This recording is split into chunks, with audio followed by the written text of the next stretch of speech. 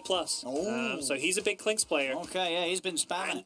And that to me is why, you know, that's where Clinks can fit in. If you have a guy that understands how strong the hero is, he plays it a lot, he knows how it works, and it is still very, very viable. Well, let's see if Moon can have a bit of a better lane than he did in game one, where he's Strong laner, and Death Prophet a hero you can kind of outrange and stay away from, so you don't, you know, get too close for that.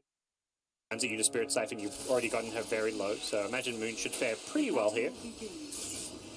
See around the runes, J.Storm will be able to get over and get the one from Mineski's alpha map. At the same time, up top, Mineski are able to get over and take that of J.Storm. So just the 2 for 2.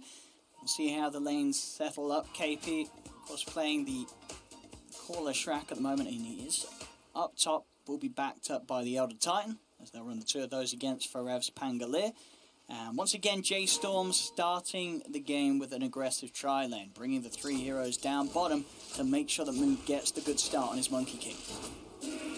Yeah, this Monkey King can cause problems this game if he starts to snowball here. And lane against the Ember could be problematic for Arjit if he's not careful. I imagine we will see that Sleight of Fist built, so probably going to look to play around getting last hits, securing creeps, using Sleight of Fist, and not giving the Jingu to move as much as possible. So once a couple of levels are there, there's definite kill potential from J.Storm, having these 2 sort of disablers, the telekinesis and the ability to root from March, and certainly hold someone down long enough to get those stacks of Jingu up. And, you know, they are tri-laning down here, so they definitely want to try and contest Arjit as much as possible. The downside of this is often that your 1v2 Pengo struggles, but Pengo's, you know, doing okay. He's got the at least wave near his tower for now. He's not getting CS, but his lane is not a complete disaster. We're seeing mid though, Clinks actually not having the best time against this Death Prophet. Moon went to lane without any regen, only brought some out after the initial bounty runes were picked up, so he's getting harassed quite heavily. Death Prophet is a very strong laning stage hero. And obviously with this tri-lane down bottom, it's going to mean that J.Storm are leaving Forever on his own up top on the Pangolier. Do you think should he be fine against these 2 heroes, or can Mineski kill him? They shouldn't really be able to kill him if he uses and holds onto his Swashbuckler. He only dies if he gets greedy, going for some last hits, or, you know, Swashbuckle's on cooldown and then he gets too close. But theoretically, he gets at least experience out of this lane. The question is, you know, whether or not your aggressive tri-lane actually can win their lane. Because right now, Ember has 8 last hits, despite there being a tri-lane down bottom. And if you're running these tri-lanes and not, you know, convincingly winning the lane, it's a little bit concerning. All the supports sort of battling against one another. Pi was able to force back March, but then Fear tag teams in to sort of force Pi back. Yep. And you've boots on Rubik, but that does not allow you to hold your ground and trade right clicks better with a Blightstone Nature's Prophet. So Nature's Prophet doesn't care about your boots. If you're hitting him, he's hitting you. If you're running away, well, he won't chase you. We'll have the creep wave moving back into a more favourable position, J.Storm. They'll do their best to play around here, try and disrupt any sort of pulling being made by Mineski. Yeah, nice move by March. Puts the sentry there to block the stack from happening and make sure that the Ember doesn't get that pull, because the lane is pushed up very deep here. So they need to find a way to pull the lane back, and that big camp is something that Radiant always looks to take advantage of in these kind of difficult safe lane matchups. And Forever up top, as we say, being alone, he has managed to find 7 CS so far. So there will be KP less. Use the Swashbuckle. No trouble farming and jerseys. At any time he's used that, has to keep his distance, cannot afford to stand close to creep wavers. Tried to run at him to punish him, but he was in a good enough position. And it's really this kind of cat and mouse game where four of us going to be constantly trying to use Swashbuckle to get a last hit or 2, and then Mineski's going to try to punish. Moose actually able to walk down Arjit and gets the 4 hits off. Just even without the disable at the start, just able to hit Arjit the 4 times. So sure, the disable comes in to make sure that he can get the first blood onto Pi.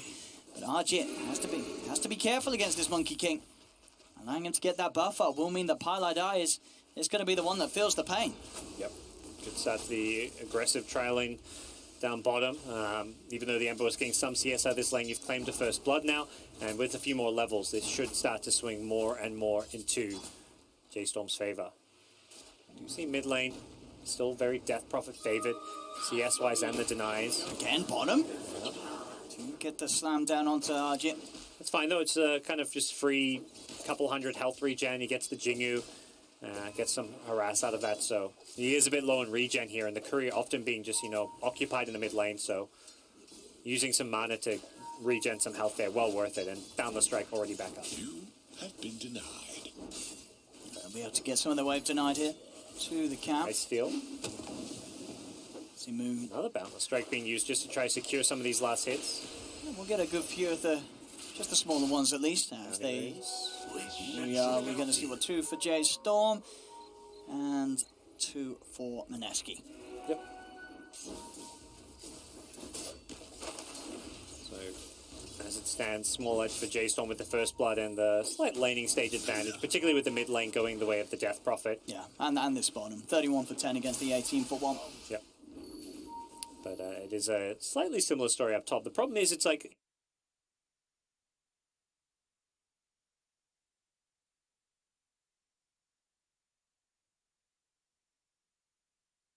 You know, the hero doing well, winning their lane on Mineski's side is your 3-position Leshrac beating, you know, out-farming the 3-position Pengo. Because it's 2v1, but as far as carries go, it's your, you know, a carry on Mineski's side, Ember, who's having a rough lane. And you see March come around towards the mid lane, but Pyli Die has eyes on him. Trains out, and also Febby there by Moon's side. This time you can already see sort of Mineski adapting to how last game went. They want to make sure that Moon doesn't end up dying time and time again in the early 10 minutes of the match. And this time they're very reactionary and ready to keep him safe if anyone tries to make a play on him. Actually in the river though, Febby gets found out by Bryle and March. They'll look to run him down. They've got the nukes to bring him out. That'll be Febby dead. Yep.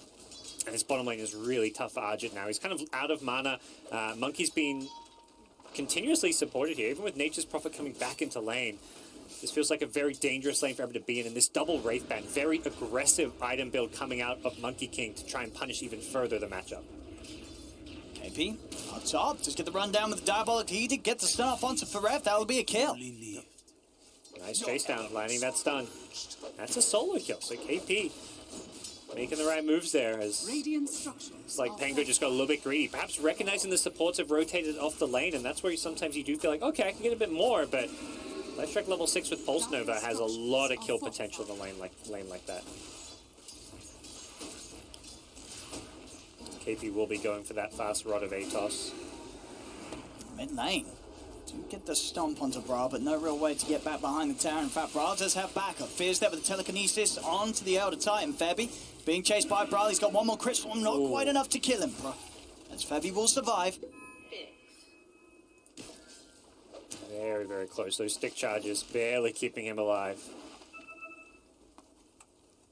And it almost feels like they, you know, sure, we're seeing Mineski doing a lot to sort of help get that mid in a bit of a better position, but it is, yeah, this bottom lane, it's a slow start for Arjit. He's being left alone on the Ember, and it's not an easy lane against this Monkey King. Towards the mid, the ult being used in an attempt to find Fear. Pylido's going to TP in, but Fear's already out of there. Now with the wraparound Braille, he's going to commit with the Exorcism. Has the Siphon, stealing the life of Moon, and that's going to be Moon dead. Pylido has to go for the TP out, will manage to make it away. Braille taking a fair bit of damage here from the army, but will be able to quickly take them out of it, as that was Mineski trying to make this aggressive play, but Braille able to easily walk in with the Exorcism. As Mineski, they have to be careful about how they step forward, especially when it was only an attempt onto a Rubik's life. Yeah, that's a big punish. Death Prophet getting the kill. Great use of the first Exorcism. Will get some tower damage as well. He doesn't mind taking damage because he will heal up as soon as that Exorcism wears off. And the Klink's ultimate even giving him some extra gold. He gets 20 gold per little skeleton. I think he got at least 3 of them, so more money in the bank for Bryle, who's having a great series so far. His game 1 was absolutely fantastic, and once again in that mid matchup, getting the better of Moon. Yeah, KP's going to be the one that, as we'll see, has had by far the greatest start for Mineski. They're going to need him to make a lot of moves around the map, and already doing his job up top. 8 minutes in, he's able to clear up the tier 1 tower with that Diabolic Edict push, and pretty much has the money for the Rod of Atos coming in very shortly. Does get the stun straight up onto Forev, but Forev still with the swashbuckle will manage to get out of there. So we'll see what sort of moves KP starts to make, as he is the driving force this game as the Lesh. That's a crazy amount of farm. We're looking at 9-minute Rod of Atos for KP. Very, very dangerous. He can start making moves around the map, catching heroes like the Pango. You maybe want to rotate to that Monkey King's lane. Oh, and Forev does use the swashbuckle, but Mineski weren't quite able to punish him for it that time.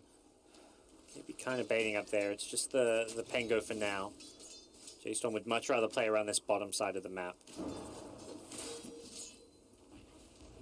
Have allocated now the mid lane for Fear. They want their supports to start eyeing off that level 6, and Fear, with 10-minute mark approaching, even with that book, will not quite hit level 6 with where he's at right now, so... See if J.Storm can at least get a deny on the tower. They'll try, but they won't get it. Moon is able to claim the final touch, get that extra bit of gold. I like this. KP with the Atos immediately picks up a smoke. Knows that, you know, he's incredibly strong right now. No one can really escape his Atos splitter gank, so if he can find a connection on one of these key heroes like the Monkey King, this is very dangerous.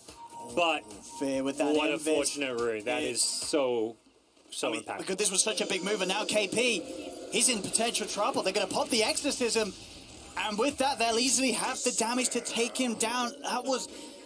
I mean, that would have been the big move for Mineski, using this powerful Leshrac with this great Atos timing to get something done. But lo and behold, Fear being there with the Invis rune puts an end to any potential positive outcomes from that play for Mineski, as now, with the Exorcism not only getting the kill onto KP, they'll be able to take a tier 1 tower as well by the looks of it.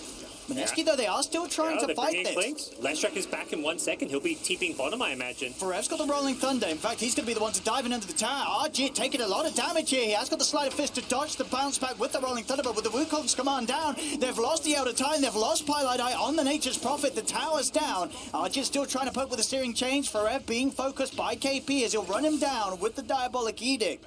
They'll get a kill, but Mineski lose 2 heroes and the tier 1 tower. Yeah. They had to commit their entire team down there just to get the 1 kill on the Pango. And the second, Leshrac TP's down there after respawning. Yeah, you get that 1 kill on Pango for it, but J.Storm's already swinging to the mid lane and the top lane. And suddenly Leshrac's down there with Ember, and your KP's like, well, we've defended, they've backed off, now I got to go somewhere else on the map. So it's not a very efficient play coming out of Mineski. And unfortunately for them, I mean, it's such an unlucky Invis rune that for them that Rubik picks up, because that would have been a great way, a surprise Atos comes out, you initiate on Monkey King, you burst him down at the tier 1 tower while your team TP's in. That would have been like a 3-0 Mineski team fight win, I think. But and you wouldn't have been losing that tier 1 tower. Absolutely. If you were able to pull off that play. But that's how Dota works sometimes, and J.Storm are going to be smart.